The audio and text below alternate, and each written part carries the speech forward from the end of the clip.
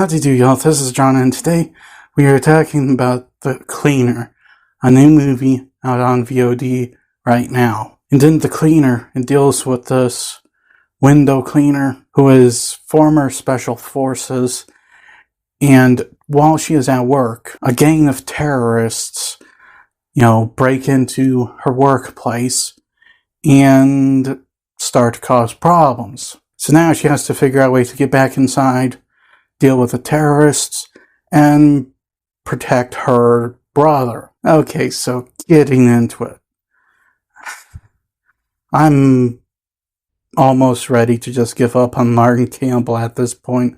It has been almost 20 years since he has last done a good movie. And unfortunately, this movie's not changed my mind at all. It's terrible. The one good thing I can think about with this film is, the acting's not bad. Daisy Ridley plays the main character. She's not bad in this film. I wouldn't say it's her best performance. Then again, I wouldn't say she's delivered like a truly great performance yet. However, it's not a bad performance, and I can say that about pretty much every actor in this film. They don't deliver a bad performance.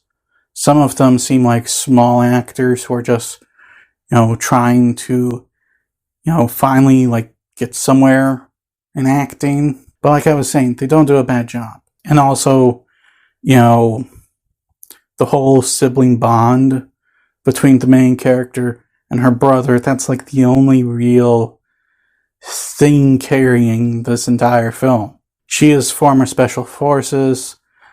He is autistic, which I'll get to that later, because I have some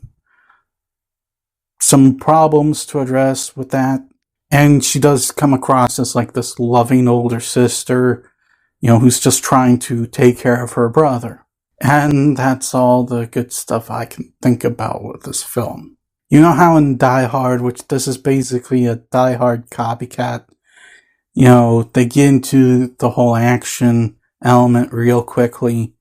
And not only that, but they make John McClane a likable character who is flawed and also human. You do get a lot of concerns that he will die because he gets real screwed up in that film. Not kidding. The amount of times he gets scarred, shot, he's kind of lucky he's alive. That was a great movie. Now think of a Die Hard clone, but it's not until 2/3 of the way into the movie before any of the action kicks in between the hero and the villain.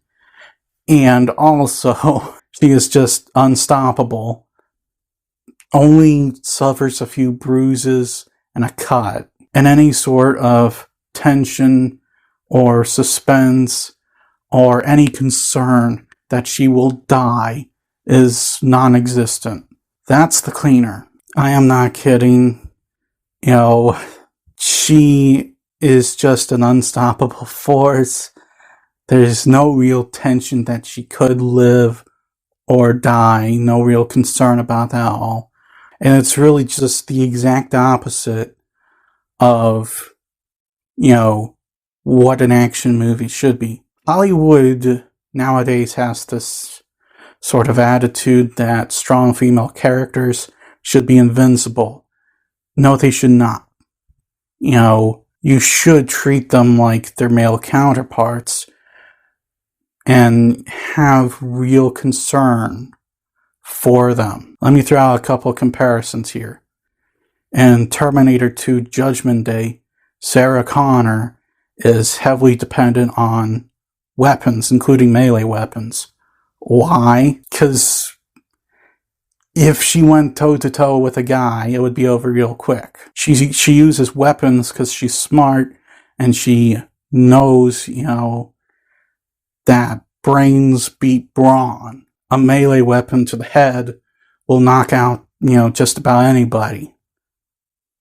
Maybe even concuss them. And not only that, but you have genuine concern that she might die because she gets severely beaten up and damaged in the film. You also get that in Underworld, a severely underrated film from back in the early 2000s. Well, underappreciated, I should say. You have this scare with the main character, Celine, early on, because she does nearly die. Celine goes toe-to-toe with a werewolf and ends up getting stabbed. Nearly dies. You get concerned for her after that. You know, you should be concerned about a strong female character nearly dying, or is going to die. And with the cleaner, with Daisy Ridley's character, you don't get that. On top of that, her character development is pretty poor. The only real character development you get for her is she is a loving sister. I appreciate the sibling bond.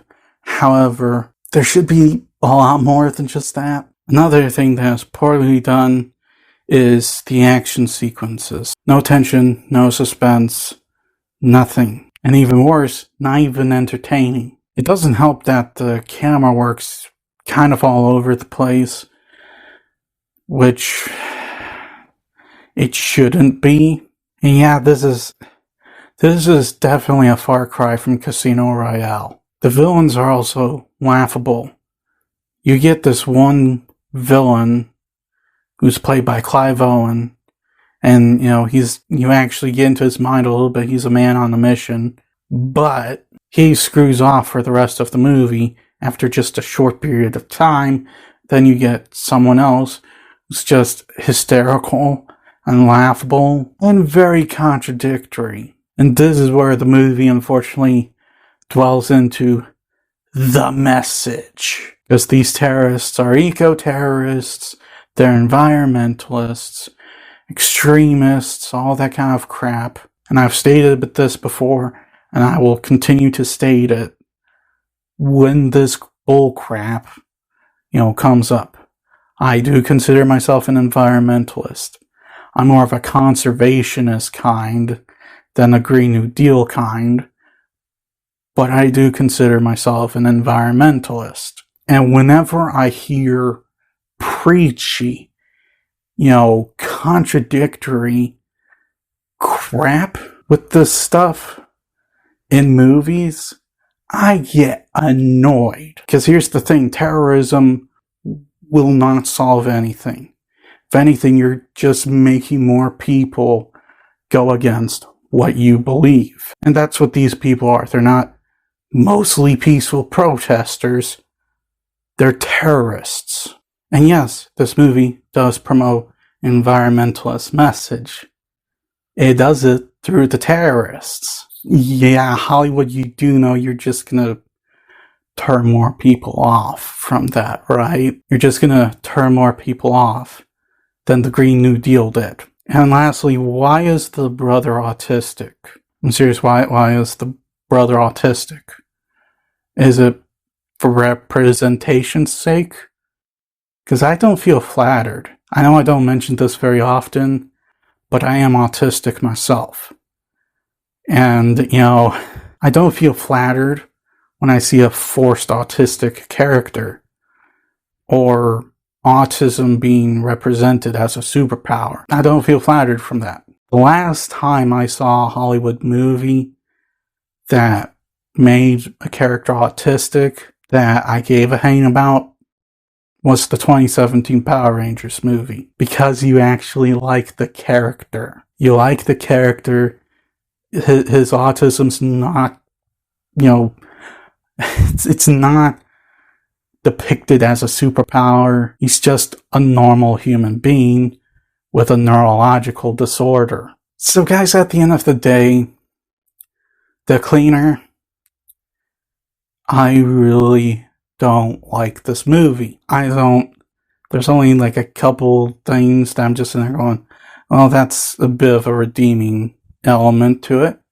But there's so much bad in this film. It is terrible. You don't like the main character. You never feel scared for her, or there's no concern for her safety because she's just gonna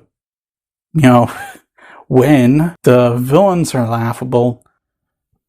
The action sequences are not good. The story is just a poorly done, die-hard copycat. And what was the point in making the brother autistic? I don't know. Do you know? I know Scotty doesn't know. It just dawned on me that no one born after 2005 or before 1990 will probably get that reference. Oh well. I'm going to give The Cleaner a 2. Well, that's all the time I have for today. Please look forward to more videos real soon. Please hit the like button if you enjoyed this video. Please also subscribe if you're new to the channel. And as always, please remember, the Badetsky will.